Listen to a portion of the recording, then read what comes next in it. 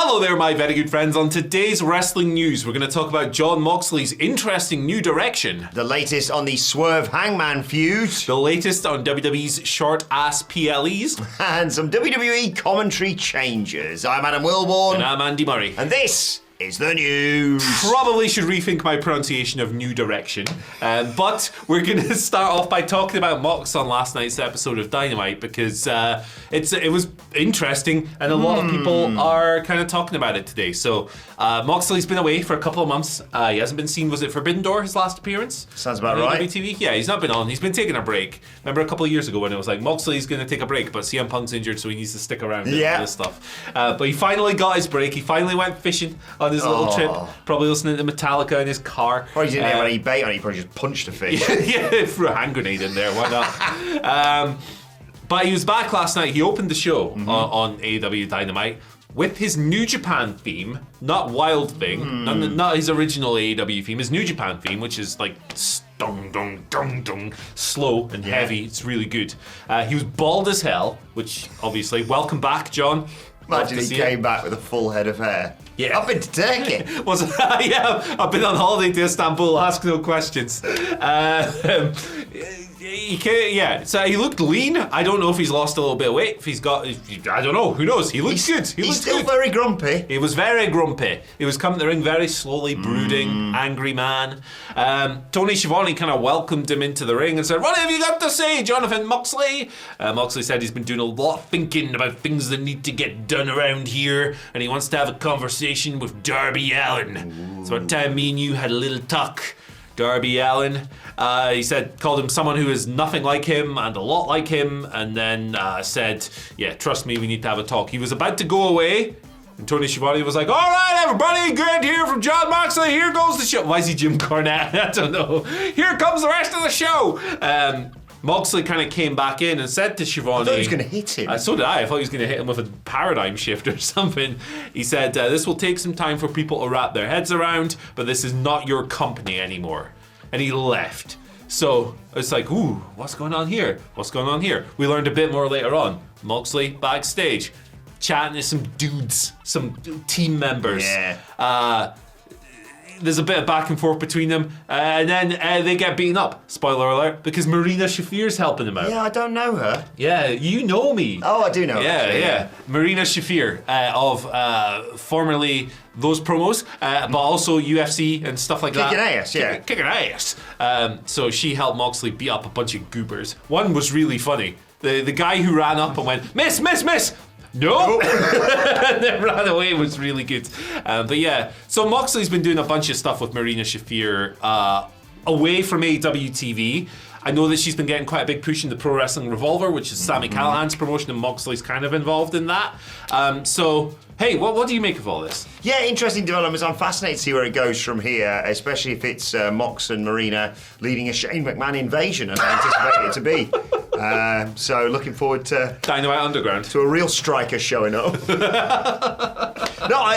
This is the thing, isn't it? You've got a tight turnaround before All Out, and they did a great job of sort of setting a lot of those things up, which we'll talk about in a second. But it's a huge show all in. It attracts loads of eyes to the product, and people want to see where they're going next. But it's not just about what's happening in 2 weeks' time. Yeah. It's long-term going forward. And this was a real head-scratcher in terms of like, okay, Mox is back. I don't really know what he wants, but I'm sure he's going to bloody get it. Word on the street is that he's a bit bored of American TV wrestling. He's a bit bored of the styles and the rhythms and everything else, which would make sense because he's not been at his best in AEW for a while. And that he's much more into, number one, Brazilian Jiu-Jitsu, and number two, shoot-style wrestling. Yes. His bloody match in Japan for Bloodsport, of course, and I believe the Revolver did like a shoot-style cage thing this past weekend that I'm looking forward to checking out because I like that stuff.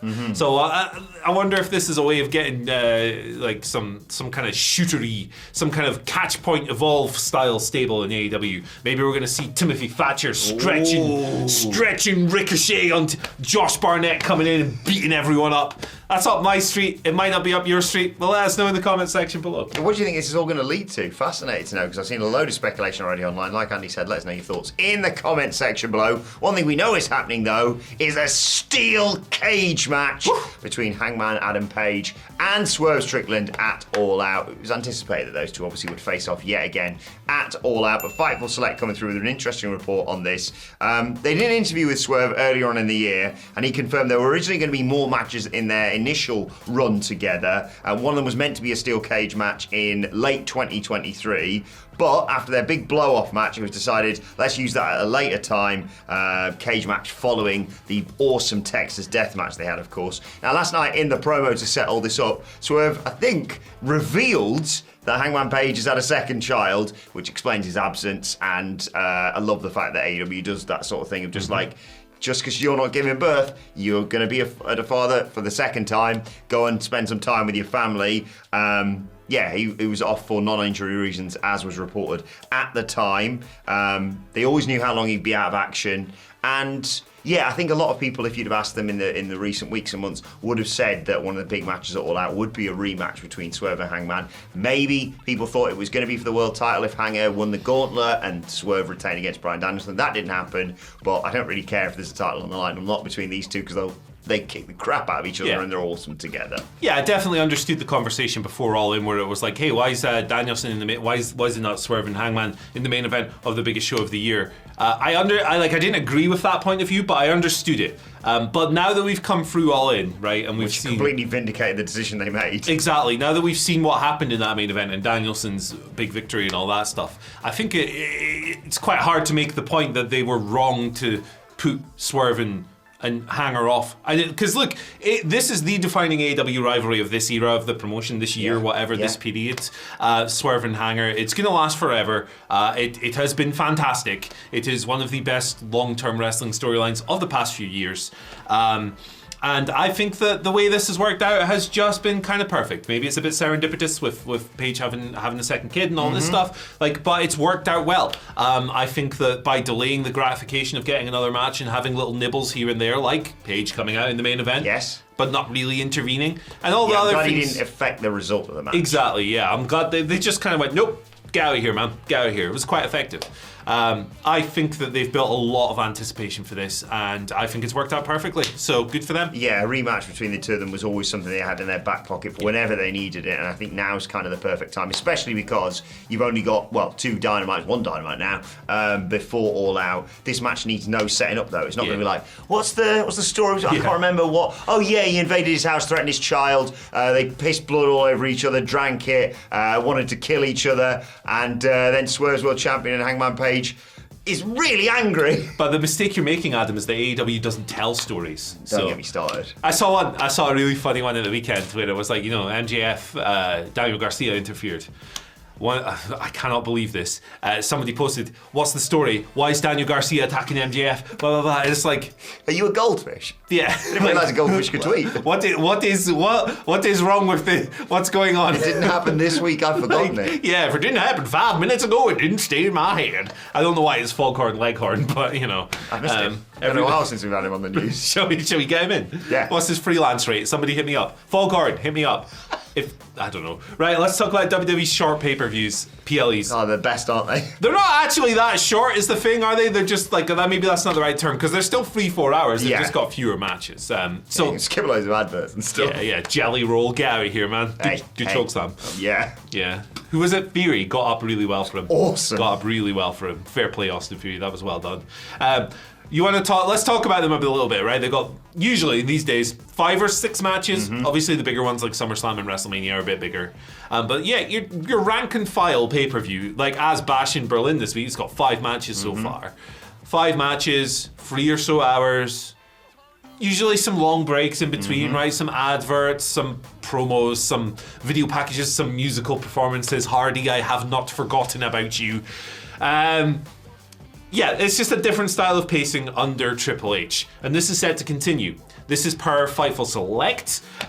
They say that WWE are very happy with how they turn out. They believe that this format works for them because it allows them to stack Raw and SmackDown. So presumably that means like matches that would have previously been considered for a PLE would go on Raw or SmackDown instead, so the card's more of an appeal. We saw that recently with the Bloodline Tag Team title win. Yeah, exactly. Once upon a time that might have been on the Pape. a review. Now it's, on SmackDown. And they believe this is particularly useful for SmackDown because quite often when they go abroad and stuff, they'll host SmackDown in the same city or the same locale.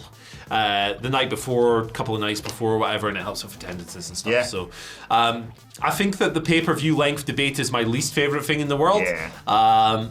But hey, the WWE is a business juggernaut, and if this is helpful for their business, they're going to keep doing it. Yeah, I like it. I enjoy watching watching both company shows, but I enjoy WWE pay-per-views or PLEs or whatever.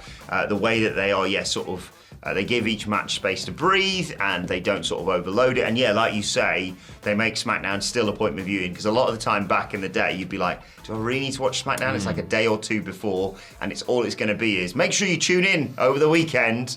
And it doesn't feel like necessarily the title matches that are on there are just like, oh, they're not good enough for the PLE. It's all sort of part of the big weekend picture, like you say, in whatever town they're in. I will say I've never been in attendance for one of those 5-6 match cards. We've always been lucky enough to go to a WrestleMania or something. So I don't know what it's like as a fan and whether you're like, oh, this is nice that I get an opportunity to go to the loo or get a drink or get some food or whatever. Or you're just like, can we get on with this rather than airing 10 minutes of, Peacock promos or whatever it may be. Yeah. But I think it works for them. You're right. And it means that you've not got to...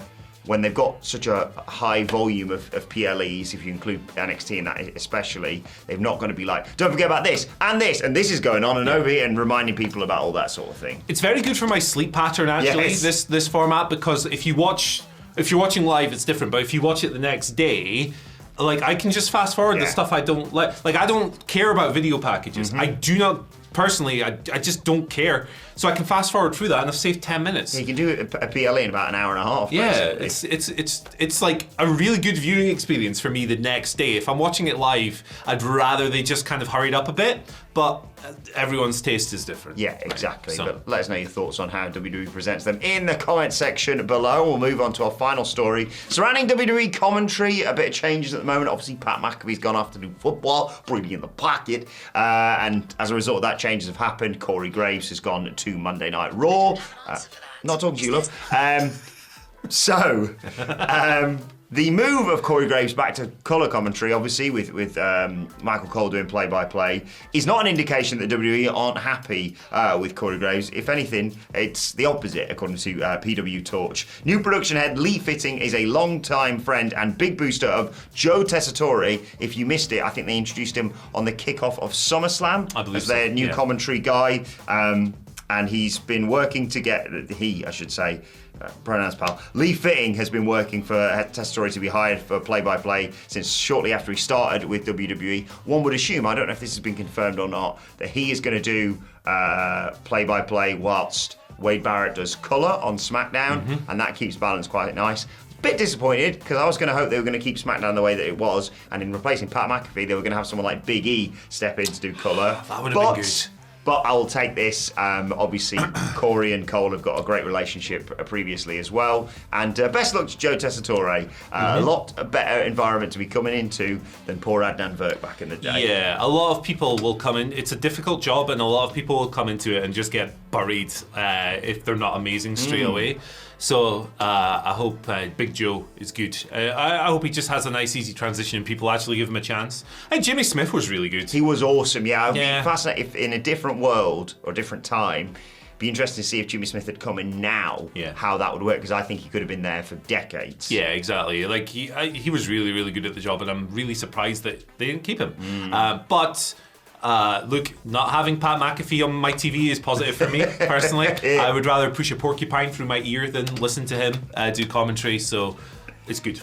Yeah, you got an interesting balance now, obviously, with Vic and Booker on NXT, which is just chaos. Yeah. And you got No Mercy as well this weekend. The big shows don't stop, do they? Jesus. Don't. Big Show could get Paul White in, do a guest spot. There you go. Why not? Well, it's Paul. Is he still? Well, it's Carl commentary. What voice is that? Do you reckon WWE going to get Mark Henry back in now to say, well, looks like we've had enough time? Hey, why not? Why not? It's time for the main event. I like that little spot. Why not? Let's do that. But let us know your thoughts on that and everything we discussed in the comment section below, as I said. Like, share, subscribe, and while you're on it, why not check out this video right here? We'll see you soon.